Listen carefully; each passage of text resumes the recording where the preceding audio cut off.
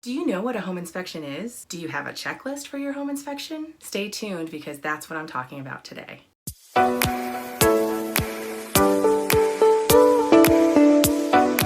Hi, I'm Jillian. I'm a real estate agent with Highgarden here in Indianapolis. Okay, let's talk home inspection checklist. First, always hire a pro. What is a pro? A pro is licensed, insured, and certified. The cost of a home inspection runs between $300 and $500. It depends on what company you are using and what other inspections you're including with that home inspection, such as termite, plumbing, sewer lines, things of that nature. In Indiana, you need to have a termite inspection. It's just the smart thing to do. I also strongly recommend all my clients get a sewer line scope as part of their inspection process. Sometimes the inspection company can do this. Sometimes it requires calling in a plumber. It's all going to depend on the age of your house, but spending the couple of $100s up front could save you tens of thousands of dollars later because nobody can look underground and see what's happening with that sewer line. When does a home inspection take place? Well, it takes place after you have a contract or a purchase agreement in place. So that means that you have found a house, you have put an offer in, the seller has come back and said, yep, I like your offer, we're under contract. After that is done, there is a period of time in which you have to get your due diligence done. Home inspection is part of your due diligence process. There is a deadline when it comes to home inspections, and it's all going to be outlined in your contract. Make sure you're paying attention to your contract or purchase agreement. Okay.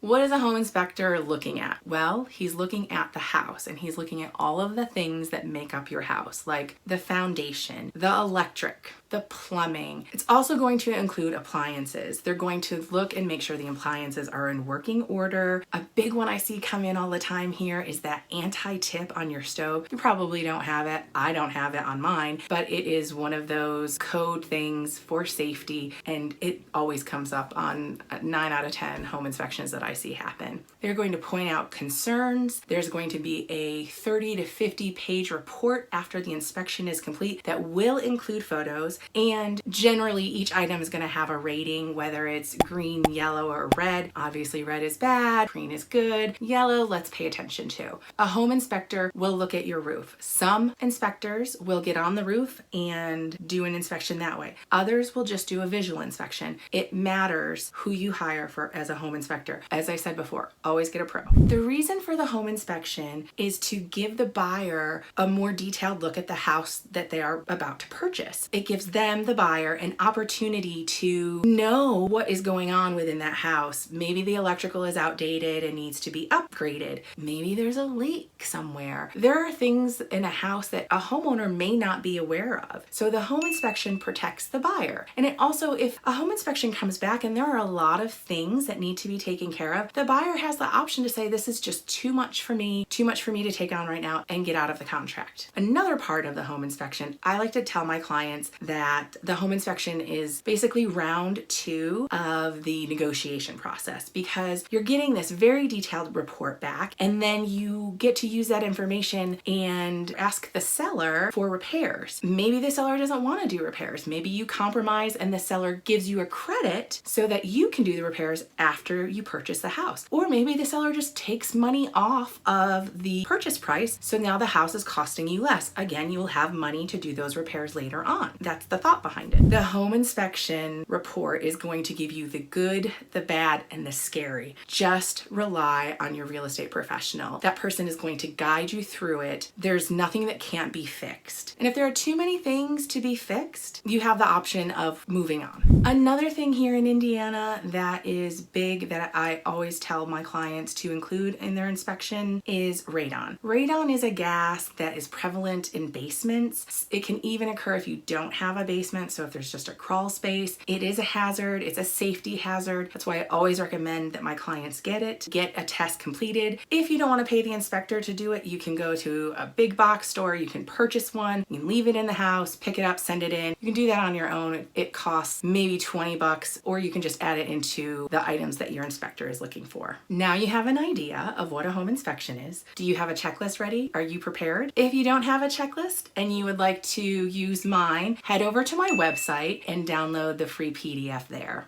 If you found this video helpful, click the thumbs up below. If you have your own checklist, tell me what it includes in the comments below. If you found this helpful, consider subscribing to my channel. I post new videos every Thursday. Thank you for watching.